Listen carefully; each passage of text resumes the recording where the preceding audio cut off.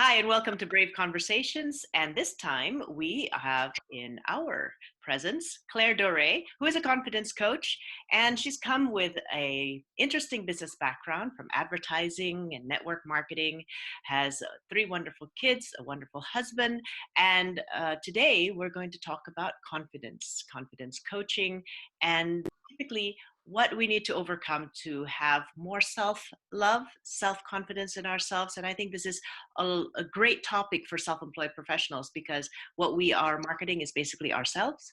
And if we don't have that confidence, basically every strategy will not be optimal. So welcome to the show, Claire. It's nice having you. Oh, thank you, Cynthia. It's a joy to be here. So thank you for inviting me. Well, we met not too long ago at a business networking group, and immediately your energy resonated with me. You stood out for me, and this is why we're having this conversation. Tell us a little bit about yourself and how you got into confidence coaching. Yeah, so it's been an interesting journey, and I think life just sometimes throws opportunities at you, and I very much kind of always been very curious about things that show up and kind of gone with that, and so started my career in advertising, as you mentioned.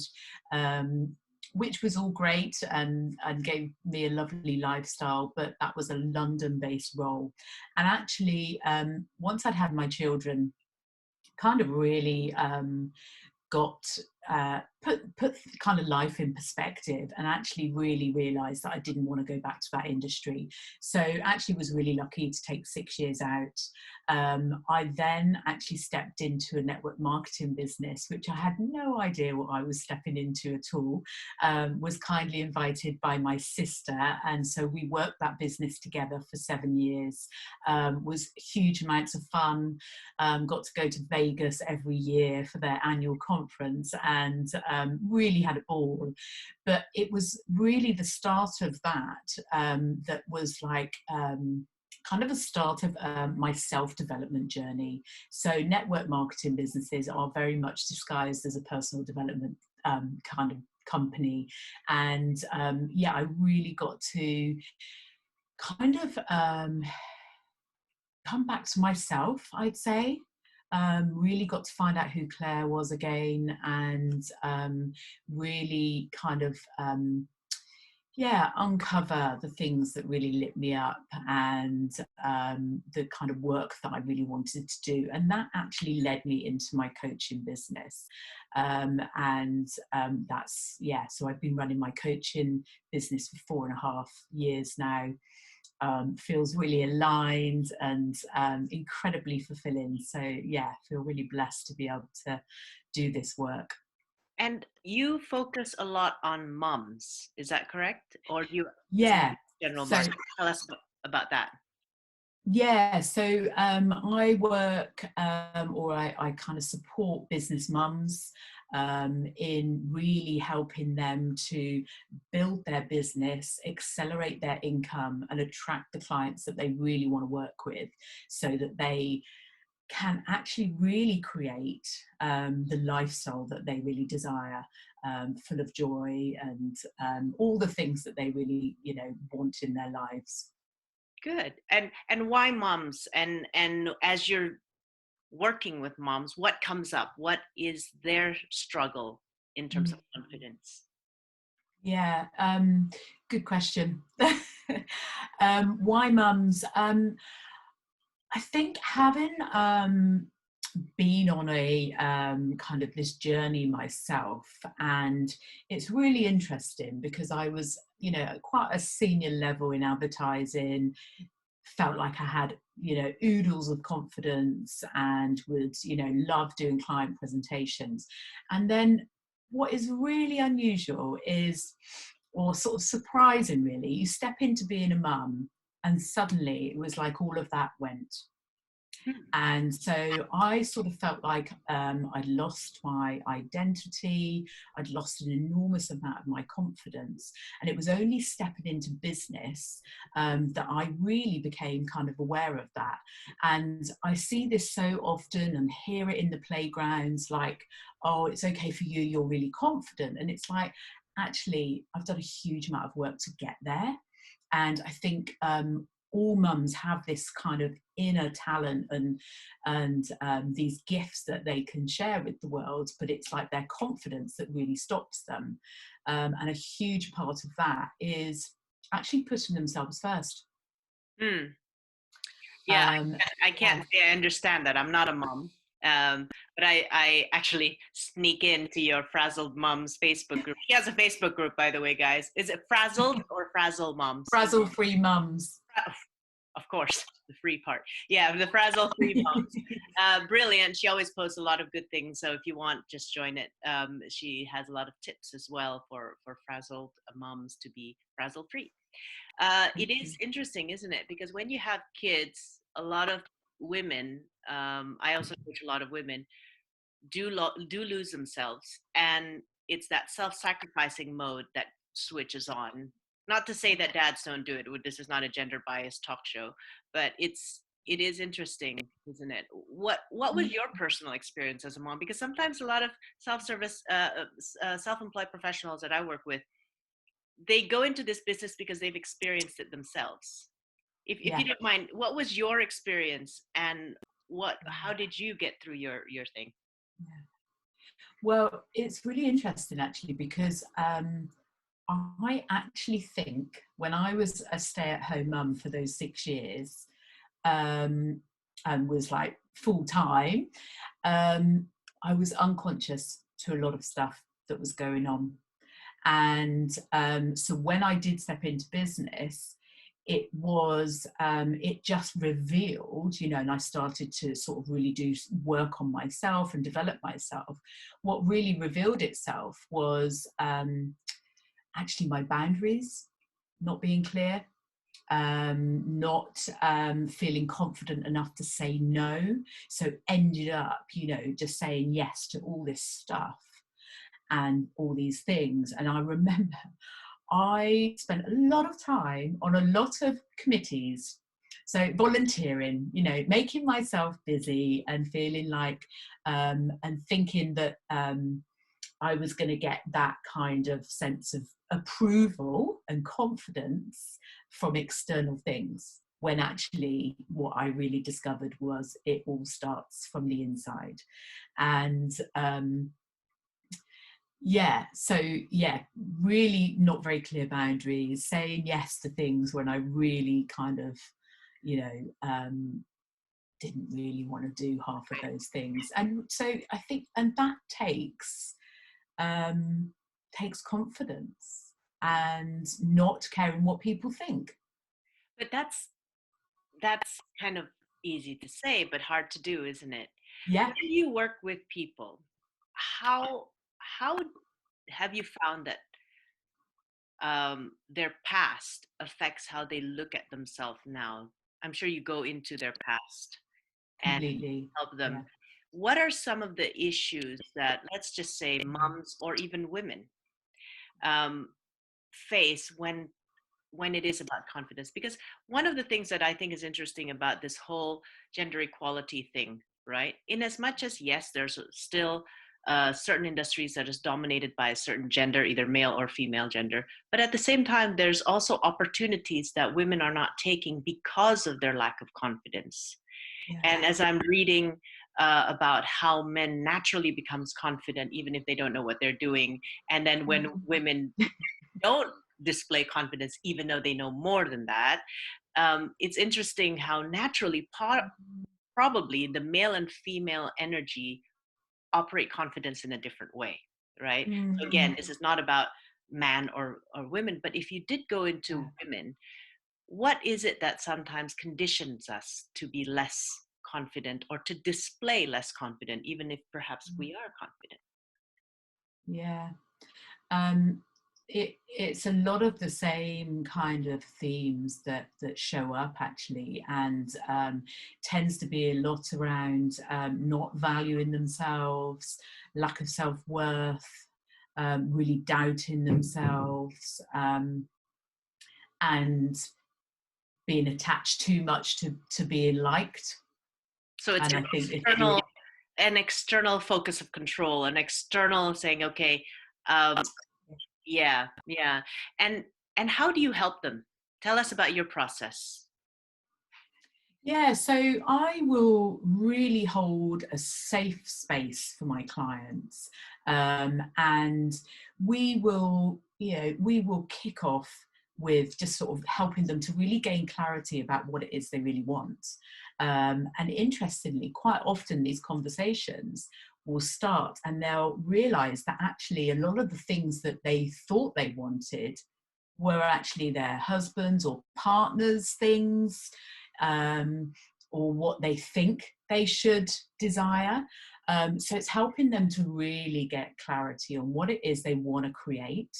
And then as we're going through, so we'll set goals, and I will help them sort of teach them around manifestation and how to really kind of attract that. So helping them stay in that kind of feeling good state. So, doing the things they love, making sure they've got space to access their intuition, so that when they are stepping forward and taking actions, they're actually really right for them. They're the right decisions and the right actions that are really aligned.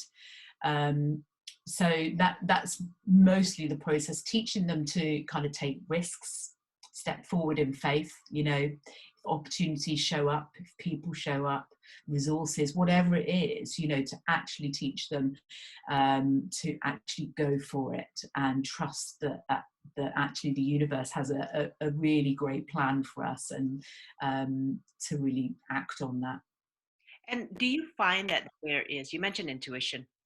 What Yeah. are women really good at? And I'm generalizing here. There's a lot of women with masculine energies, there's a lot of men with feminine energy, but just an overall generalized woman.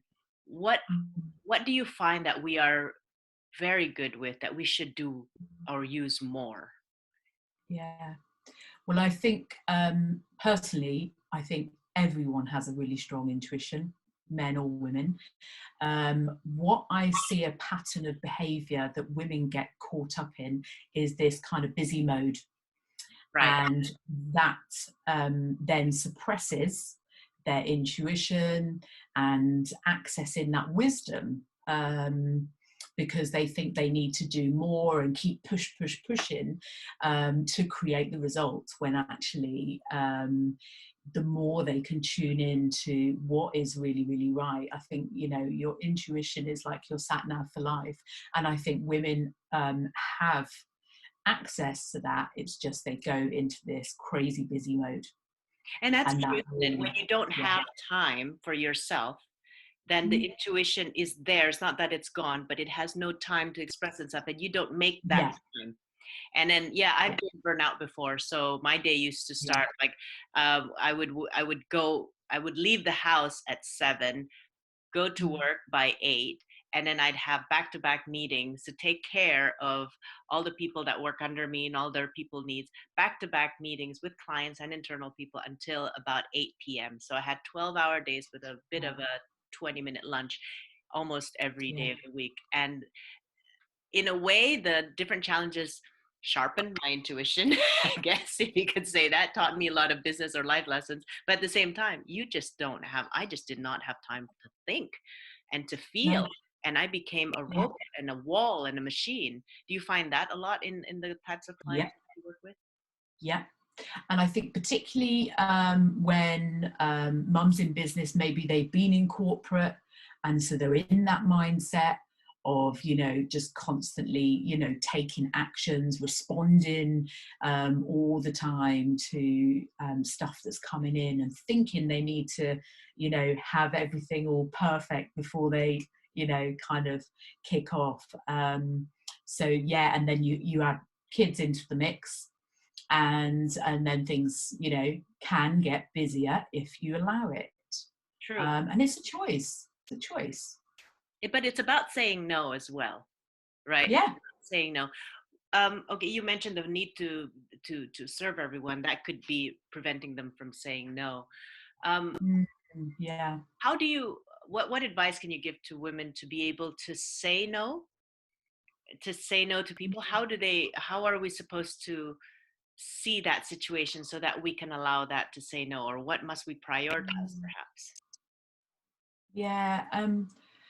I think number one, like a mum's well-being is absolute number one. So they can't run their business really effectively or be the best mum and best wife or partner if they are not looking after themselves first. And I think it is just really stopping and pausing and listening and actually tuning into whether this is what they need to put their energy to. And was another thing I was going to say here. Oh, this, yes, the book that there's a book that I read recently called Fuck No.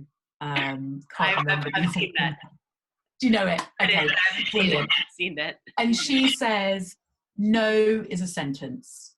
And it's just about practicing. And it's kind of like using no, it's like building muscle, you know, it's like building a muscle. You just have to try it on, try it out. And actually, most often, it has such a brilliant effect on, you know, if you're saying no to that other person, it has a really positive effect on them.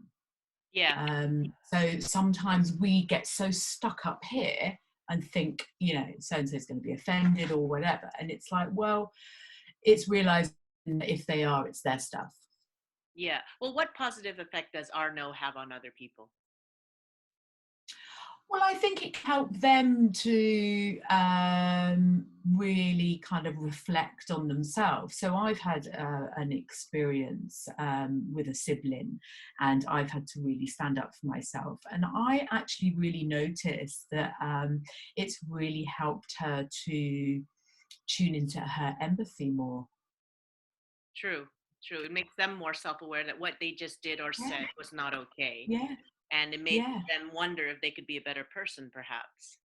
yeah, What about the yeah. no's we receive? I also find that in coaching women, especially self-employed service professionals, they have to sell themselves. Rejection Mm, is really hard, and many mm, of them um, are afraid to sell, afraid to market themselves simply because they feel mm, afraid for rejection. Um, I'm interested in your network mm. marketing experience because you've probably had a lot of rejection. And that's why when you say network marketing is always covered up as a self improvement, I think you need a lot of self improvement content just Yeah, to keep yourself yeah. alive and stop, stop yourself from being suicidal. Um, but what was that about? How can we better? I mean, again, this is not just women, is it? I mean, lots of men hate rejection as well. Mm. But how do you handle rejection? How do you keep yourself strong with all that? Yeah. Well, I have a beautiful quote that I live my life by, which is by Nelson Mandela. You never lose, you either win or learn. Yeah, love that. And so, you know, in a sales conversation, if whatever is showing up, I will consciously reflect on those no's and, you know, where I may have played a role in that reject, you know, that no, you know, so really looking and diving into the lesson. But yeah, it's funny, in the network marketing business I was in, we used to have a saying, go for no. Like, we used to have this chart where it was like, just try and get as many no's as possible. That's Because once you've had so many, you'll get a yes. So, yeah. And it's like, you know, just playing a game with it. And I think the more you can have fun in your business and make it like, yeah, a bit of a game, a bit of a laugh, I think then you can handle all of that better. Yeah, that's true. And I also my guess and my experience counseling women, and I used to counsel marriages as well, strangely. Mm. Um, it's interesting that when the two parents are solid, interdependent individuals, how that affects the children.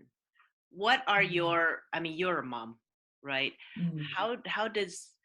How do you see yourself growing and how your children are affected by Mm. that? Yeah, I think, as a mum, you are a role model.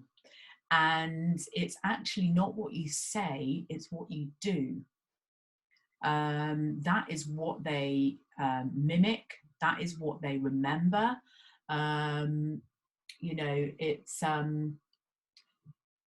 it's a funny one. I think, we can get so caught up as mums in kind of like preaching to our kids and, sharing things that we think are really important for them to learn, but actually they just learn by just watching what we're doing. That is how they really learn. And so you have to be conscious, Yeah, because if I was sat on my phone all the time, I've got teenagers, of course they're going to be mimicking that behavior. absolutely. Um, And and, and this is why I think what you do is very important. I think that's why I wanted to get you on the show, is because what you do in terms of getting self-confidence up in women, especially moms, right, is, the new generations, as the new generation gets older, they're living with a lot of self-doubt. Actually, social media and gadgets and everything actually is very useful. I'm not nothing against it, but at the same time, comparing yourself to other people through all these timelines and posts, it has been proven to actually increase depression and increase self-doubt, increase negative tendencies in children. Um, Even I was speaking to a mom the other day where her child at 13 years old is getting into self-harm, etc. And that comes from a lot of the negative perceptions she has of herself. But at the same time, the mom also had self-image issues. And I think this is very interesting, that actually if you are not that person that becomes that change agent for your family, right, it just goes generations. I call it generation tree. yes. It just goes on and on and on, and it could be to your daughter, it could be to your son, and it just never stops. So have you seen that happen, and what are Oh my, yes. Yeah. And I think when you've got daughters in particular, you need to be very, very conscious and aware about what you say about your body, yeah, because obviously anorexia is a huge thing. And like you say, with social media and, lots of selfies and, body kind of shots and all of that kind of stuff. It's, really important to, help them to really love all parts of their body, but they will learn that through you. So if you have a mum who is constantly on a diet or talking about I need to lose weight and all of that, of course that's going to have an impact. That is part of the child's conditioning. yeah. um, yeah, It's so very interesting. One of the things I do for self-employed professionals is actually help them create a stronger message, a clearer message, how to explain themselves and to grow their business. So we're kind of in a similar industry, except I do more of the mindset as well as the business strategies. The yeah, interesting part, a lot of people want to jump into the business strategies. Oh, what do I do? What do I do? How do I market? yeah. But then when you hear them talk, and then there's all these self-doubt, negative self-talk. um, it's interesting that they need to first step into that confidence Mm, before they work on the so-called strategies. And you can hear it. You can hear it in their language. You can hear it in how they describe themselves. I had one woman, every time she talked about her achievements, it was, oh yeah, but that was someone else helping me. And every time she talked about what she needed to improve, it was like a list. It's like, okay, stop already. you know wow. so it's so important to start from yourself. Mm, I think yeah. that's why I love what you do. Yeah. Mm. So what do All you starts with your thoughts. it all starts with your thoughts. Yeah. all starts with your thoughts, and that impacts your results. So yeah, I absolutely agree. The mindset needs to be learnt first, and then go and do the business. Yeah. But sometimes, all of us come from dysfunctional families, right? And dysfunctional backgrounds. There's not a perfect background out there. How do you help? And sometimes you find that you have to help people forgive the past, especially if the people who've harmed Mm, them or who've conditioned them to be negative about yeah, themselves have passed away, and there's no way that they could come and apologize. How do you yeah, how do you advise people like that who've really been conditioned to be negative about themselves because of other yeah, people? yeah. Yeah, it's interesting actually, because I personally have done quite a lot of inner child work, and have helped my clients as well. And actually, I have quite a what I'd say is like a sort of nurturing and sort of loving approach. But diving into that emotion, like that emotion has to be felt, it has to be expressed, and I have lots of different sort of techniques and exercises to help that client really kind of like feel into that, and be able to hold that, and see what that, that little person needs, so yeah, that's a very, very common piece of work that I will do with my clients. I'm Mm. sure that's so interesting. They say heal the little girl and the woman will appear, right? Um, Yes, so I that love that. yeah, yeah. Feel free to use Yeah. that. That's fine. I think everybody's got that background. I think it's not always just the Mm. dysfunctional people. If you think about it, let's face it, everybody's dysfunctional. you know, and Oh yeah, the we've sooner all we got can accept baggage. that, the Yeah. sooner we can move on. Um, Yes. I I absolutely love talking to you, and I think what you do, again, I can't stop saying this, but what you do is so important because it not only helps that one person that is getting coached by you, Mm, but it helps the generation afterwards, and possibly even absolutely. heals the generation before.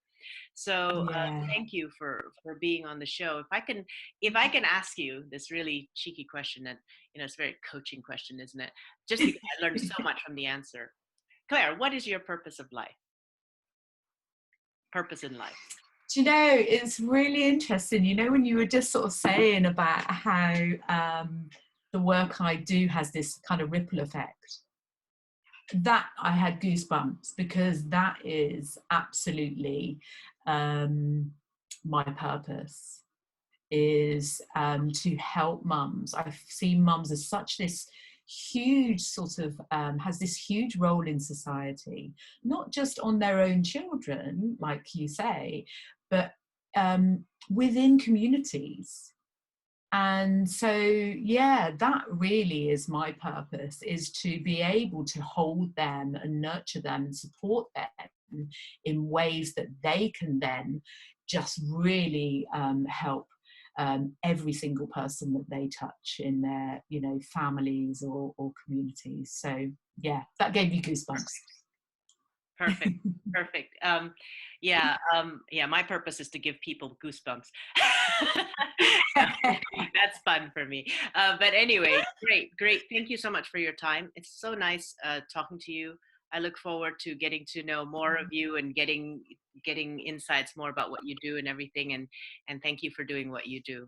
It's been a pleasure, Claire. Oh, thank you. I've loved it. Just such an honor to be here. Thank you so much. All right. And please catch us on the next Brave Conversation. You can always find it on this blog. And I'll see you next time. Bye bye.